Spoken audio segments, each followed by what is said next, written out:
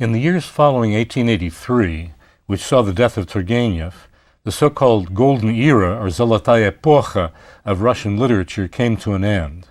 Starting with Pushkin near the beginning of the 19th century, it continued to about the middle of the 1880s. Near the end of that decade, some new tendencies took hold among both Russian critics and writers, and there arose a kind of divide between those who remained attached to the earlier way of writing, often called realism, although to tell you the truth, that's probably an oversimplified description of a rich and varied corpus of works, and those who sought new ways of understanding experience and its representation in literature. The latter often called themselves decadents or décadentes. By the way, they called themselves that, and they were proud of the name on the assumption that the brightest colors in the seasons always came in the fall, when the trees were about to die, so that the decadents or décadentes or décadence reflected the most beautiful things in life. They also called themselves symbolists, meaning they didn't present directly what they were talking about, that is the direct truth, but rather they presented symbols that represented the truth that somehow lay behind those symbols. It fit very nicely, of course, the Freudian system of psychology when the subconscious underlay the conscious. By this, then, they wanted to indicate that they were shoving aside the old polemics around large, one might say huge, civic and philosophical themes. Instead, they wanted to explore a world that lay hidden somewhere beneath or beyond ordinary consciousness. Now, we don't have a lot of time in these lectures to deal with these so-called symbolists and decadents. The period itself was often called the Silver Age, in contrast to the term Golden Age. They include not only some very interesting poets, but also musicians, artists of the dance, painters, sculptors. Almost every form of the arts was represented in the so-called Silver Age. They produced things that had tremendous effect in Europe, and also went along with things that were happening in places like Paris, Rome, and even New York. The symbolists had a tremendous impact on the literary imagination. Sometimes this happened just because people were so terribly upset.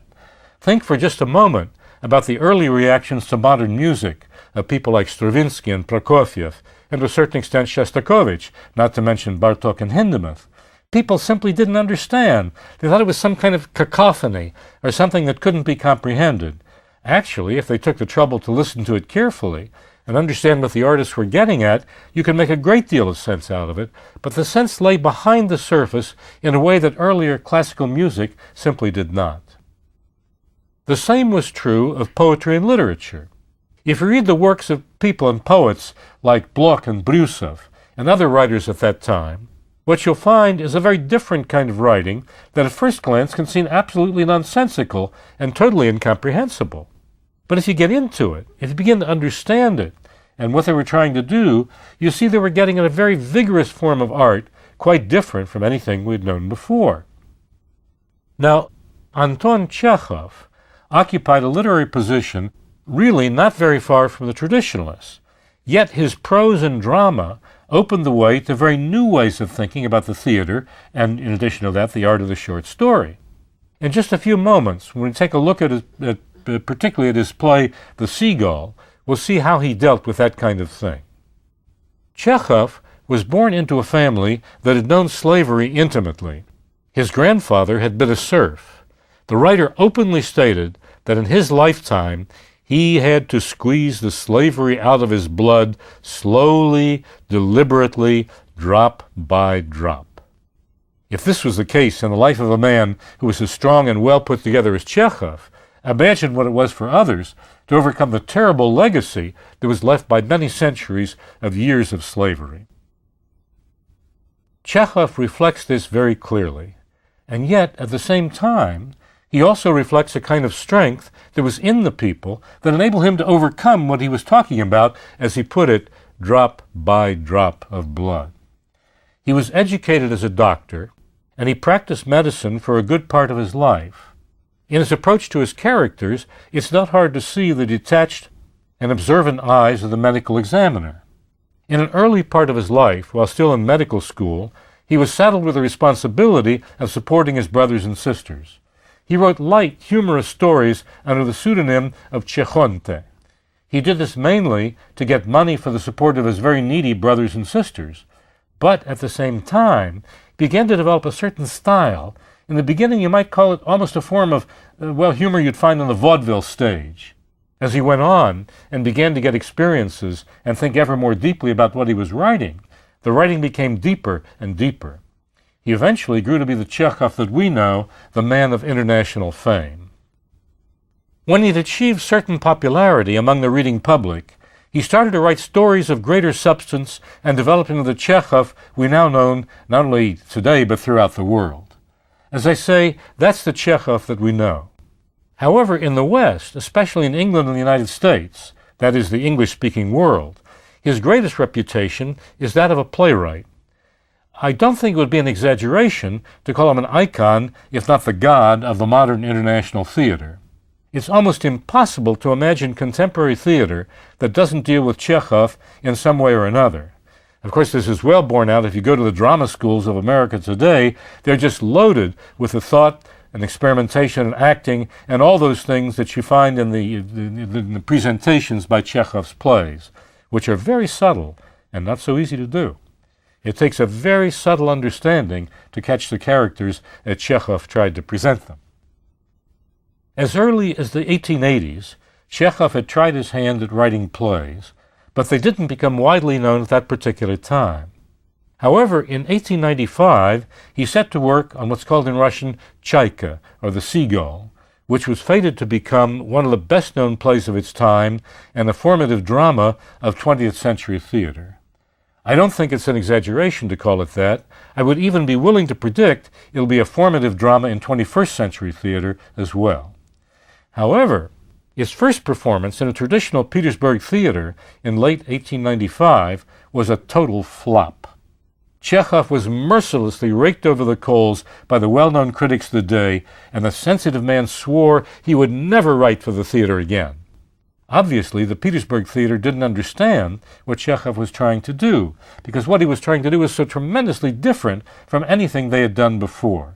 They simply didn't understand it, or as we say, and here I like to use a slang word, they didn't dig it, a good word to use in the theater among actors. The result was a mess, which the critics lambasted, I suppose would be fair to say, with fire and sword. Then something very important happened in the history of the theaters we know. Chekhov was visited by a man named Nemirovich Danchenko, one of the founders of the new theater in Moscow, which took on the name of the Moscow Art Theater, in Russian Makhat, a new institution at that time. Danchenko was more or less responsible for the literary side, and the director, whose pseudonym, now internationally famous, was sort of godlike among actors, was Stanislavski.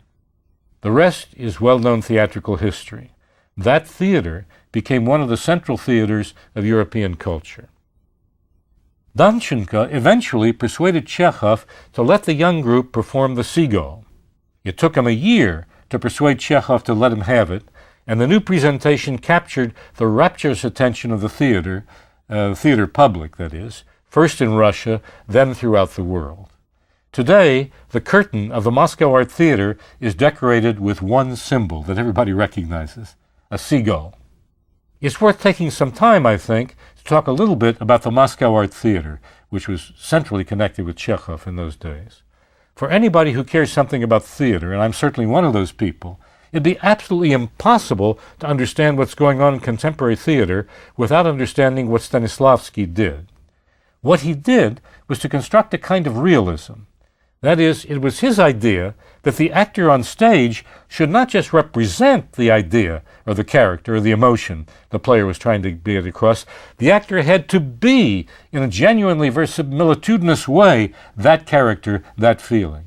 The actor himself or herself must go through that actual emotion. The actor must look back into his or her life to find some incident, some time, some place, or a similar emotion that was experienced or expressed. The actor must go back by a series of exercises and emotional, you might almost say psychological tricks, so the actor genuinely gets himself or herself into that particular emotion. Then and only then is genuine emotion taking place. And Stanislavski was ready to work on a play that took just as long as it took to achieve that particular kind of emotion, or one is tempted to call it realism. It's a kind of emotional power or emotional connection that is perhaps the best way to put it. As a matter of fact, Stanislavski wrote several famous books.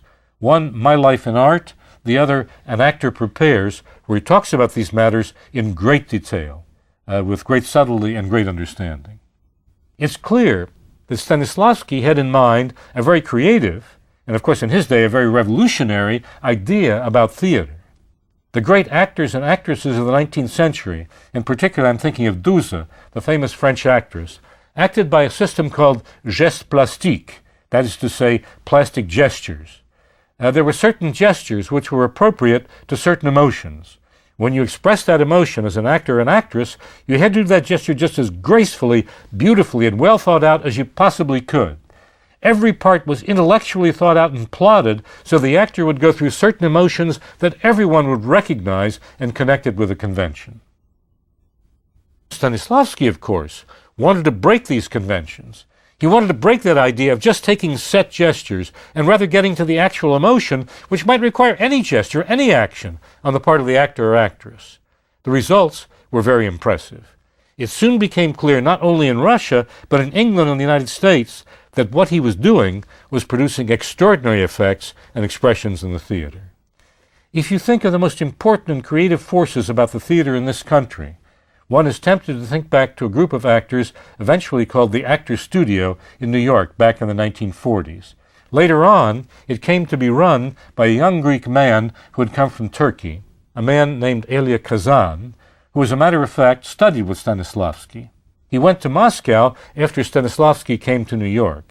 In connection with this theater, and of course with the actions with the director's action of Kazan, you'll think of such people as Marlon Brando, Marilyn Monroe, the playwright Arthur Miller, and Eli Wallach.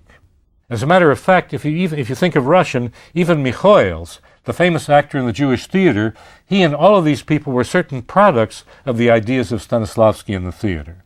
In short, some of our very best theater in this country, that is in the USA, is a result of what was done in the theater that Chekhov's plays made so famous.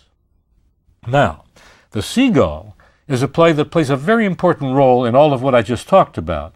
There's not a single name I just mentioned in the long list of names in the theater that hasn't in some way or another dealt very intimately with this play.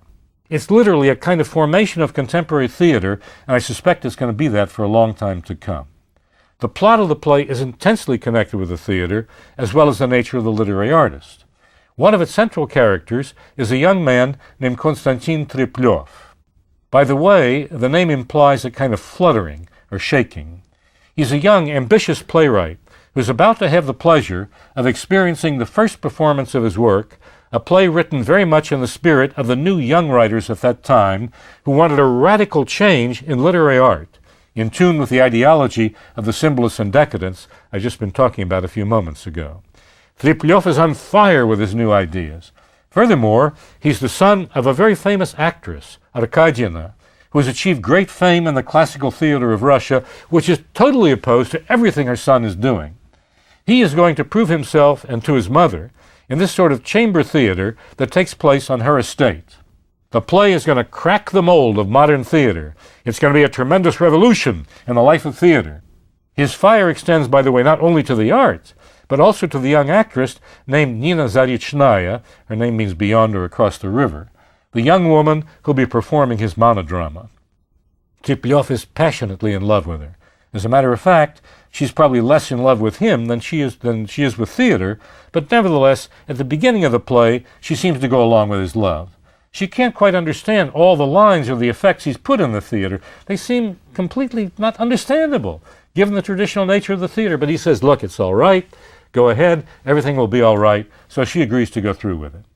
The people attending the play, many of them relatives of Treplyov, including his mother, sit down, and they can't quite understand. That's understating. They can't understand at all what is coming off. He raises the curtain, and it begins with a speech that nobody can understand. Of course, Nina is pronouncing the speech.